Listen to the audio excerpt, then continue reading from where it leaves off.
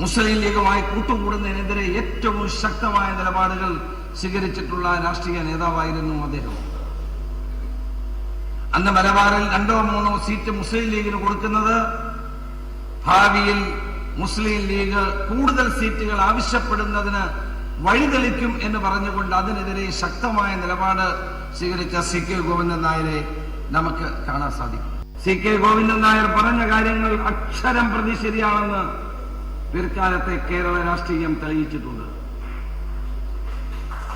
വർഗീയ ശക്തികളുമായും സാമുദായിക സംഘടനകളുമായും കോൺഗ്രസ് പുലർത്തേണ്ട ബന്ധം, ആ ബന്ധത്തിന് ഒരു ലക്ഷ്മണ രേഖ വേണം എന്നുള്ള CK ഗോവിന്ദൻ നായരുടെ പ്രസ്താവനയെ ഒരു KPCC പ്രസിഡന്റ് എന്നുള്ള നിലയിൽ ഞാൻ ഈ കോഴിക്കോട് വെച്ച് പൂർണ്ണമായി അംഗീകരിക്കുന്നു എന്ന് പറയുന്നത്.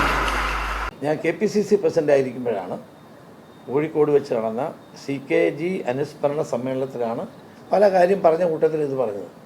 പക്ഷെ അതിനുശേഷം അന്നത്തെ ലീഗല്ല ഇന്നത്തെ ലീഗ്, അന്നത്തെ കോൺഗ്രസ് അല്ല ഇന്നത്തെ കോൺഗ്രസ്, അതിൽ നിന്ന് ആലുവാപ്പുഴയിലൂടെ ഒത്തിരി വെള്ളം ഒഴുകിപ്പോയി. അതിനൊന്നും അതൊക്കെ 60-ൽ നടന്ന കാര്യമാണ് ഈ പറഞ്ഞത്. 1960-ഉം 1926-ഉം തമ്മിൽ എന്ത് വ്യത്യാസം, എത്രയോ അകലമുണ്ട്, എത്രയോ വ്യത്യാസമുണ്ട്.